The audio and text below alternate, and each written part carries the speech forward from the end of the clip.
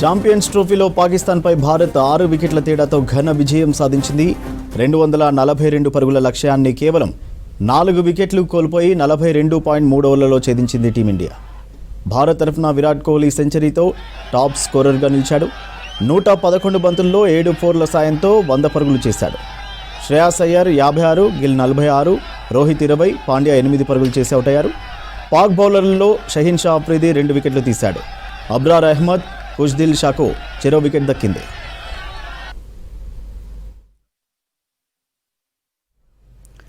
Toss గెలిచి బ్యాటింగ్కు దిగిన పాక్ 49.4 ఓవర్లలో 241 పరుగులకు ఆల్అవుట్ అయింది. పాక్ బ్యాటర్లలో సౌద్ షకీల్ 62 రన్స్తో టాప్ స్కోరర్గా నిలిచాడు. పాక్ కెప్టెన్ మొహమ్మద్ రిజ్వాన్ 46, ఖుష్దిల్ షా 38, బాబర్ ఆజం 23 పరుగులు చేశాడు. ఇక భారత బౌలర్లలో కుల్దీప్ యాదవ్ 3, హార్దిక్ పాండ్యా 2 వికెట్లు తీశారు. హర్షిత్ రాణా, అక్షర్ పటేల్, జడేజాకు తలో వికెట్ దక్కింది.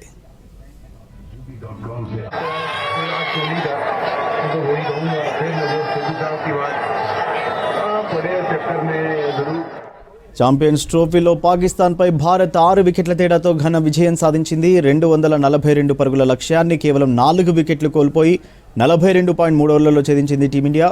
భారత్ తరఫున విరాట్ కోహ్లీ సెంచరీతో టాప్ స్కోరర్గా నిలిచాడు. 111 బంతుల్లో 7 ఫోర్ల సాయంతో 100 పరుగులు చేశాడు. శ్రేయాస్ అయ్యర్ 56, గిల్ 46, రోహిత్ 20, పాండ్యా 8 పరుగులు చేసి అవుట్ అయ్యారు. పాక్ బౌలర్లలో షహీన్ షా అఫ్రీది 2 వికెట్లు తీశాడు. అబ్రార్ అహ్మద్, ఖుష్దిల్ షాకు చెరో వికెట్ దక్కింది.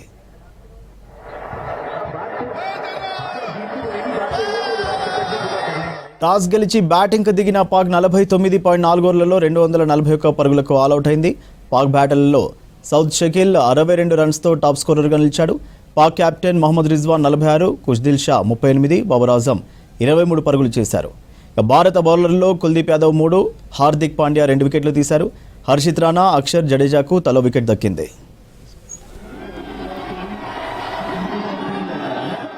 డీటెయిల్స్ అనిల్ అందిస్తారు. అనిల్, మ్యాచ్ ఫుల్ జోష్గా సాగింది, అప్డేట్స్ ఏంటి?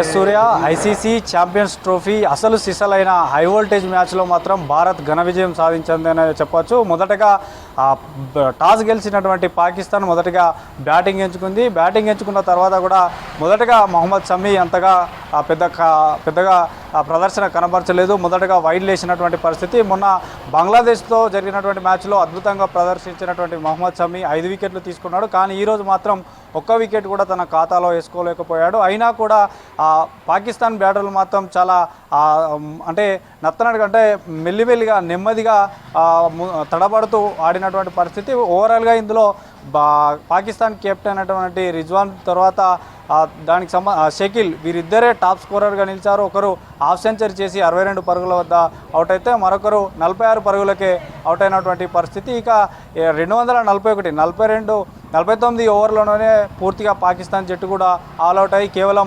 241 పరుగులనే భారత్ ముందు ఉంచింది. సో ఈ ఓవరాల్గా ఈ భారత్ ముందు ఉంచినటువంటి ఈ లక్ష్యాన్ని కేవలం 42.3 ఓవర్లలోనే భారత్ బ్యాట్స్మెన్ మాత్రం విజయం సాధించారు. పూర్తిగా ఈరోజు విరాట్ కోహ్లీ మాత్రం చాలా అద్భుతంగా సెంచరీ చేసి ఈ టీంను గెలిపించాడనే చెప్పాలి. ఇక శ్రేయస్ అయ్యర్ కూడా 56 రన్నులు చేసి పూర్తిగా ఈ విజయంలో తన వంతు కూడా పాత్ర పోషించాడని చెప్పవచ్చు. ఒకసారి మనకు వారి స్కోర్లు కనుక చూసినట్టయితే అటు ఏదైతే ఈ విరాట్ కోహ్లీ 100 చేశాడు, తర్వాత 111 బాల్లో 7 ఫోర్లతో సెంచరీ చేసి భారత్ విజయంలో కీలక పాత్ర పోషించాడు. తర్వాత శుభమన్ గిల్ కూడా 46, ఇంకొక 4 రన్నులు అయితే ఇతను కూడా హాఫ్ సెంచరీ అయ్యేటువంటి క్రమంలో అవుట్ అయినటువంటి పరిస్థితి. ఇక రోహిత్ శర్మ ఇతను కూడా 20 రన్నులు చేసి షాహీన్ అఫ్రీద్ బౌలింగ్లో బౌల్డ్ అయినటువంటి పరిస్థితి. తర్వాత శ్రేయస్ అయ్యర్ కూడా చాలా గతంలో కేకేఆర్ T20 మ్యాచ్ IPLకి సంబంధించినటువంటి కెప్టెన్గా వ్యవహరించాడు.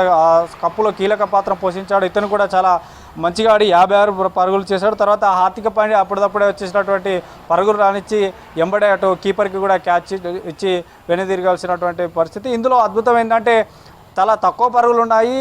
విరాట్ కోహ్లీకి కావాల్సినటువంటి సెంచరీకి కావాల్సినటువంటి పరుగులు అతను ఒక్కటి చేస్తేనే ఈ పరుగులు విజయం సాధిస్తుంది. తర్వాత అతని సెంచరీ కూడా పూర్తవుతుంది. ఈ క్రమంలో అక్షర్ పటేల్ వచ్చాడు. అక్షర్ పటేల్ను కూడా విరాట్ కోహ్లీకి బ్యాటింగ్ ఇచ్చి పూర్తిగా కూడా అతనికి సహకరించాడని చెప్పవచ్చు. సో పూర్తి స్థాయిలో మాత్రం ఈ ఓవరాల్గా హై వోల్టేజ్ మ్యాచ్లో మాత్రం భారత క్రికెట్ అభిమానులే కాదు ప్రపంచవ్యాప్తంగా ఎదురు చూస్తున్నటువంటి క్రికెట్ అభిమానులకు మాత్రం ఈరోజు భారత్ విజయం సాధించడం పట్ల ఆశలు అందరికీ కూడా ఈ యొక్క మ్యాచ్ కూడా చాలా బూస్ట్ ఇచ్చిందని చెప్పవచ్చు. ఈ మ్యాచ్ గెలిచడంతో ఇటు సెమీస్కి కూడా మనకు అవకాశాలు వచ్చాయి, సెమీస్లో కూడా చేరిపోయామని కూడా చెప్పవచ్చు. ఇక పాకిస్తాన్ మాత్రం ఈ టీం నుండి అంటే ఐసీసీ ఛాంపియన్స్ ట్రోఫీ నుండి మాత్రం ఎలిమినేటెడ్, అంటే ఇక్కడ ఈ ఓవరాల్గా ఈ ఐసీసీ ఛాంపియన్స్ ట్రోఫీ నుండి నిష్క్రమించింది అనే చెప్పవచ్చు. సో మొత్తానికైతే ఈరోజు చేసినటువంటి ఈ అద్భుత ప్రదర్శనలో విరాట్ కోహ్లీ కూడా ఈ వన్డేలో అత్యధిక వేగంగా పరుగులు చేసినటువంటి బ్యాట్స్మెన్గా నిలిచాడు. 14,000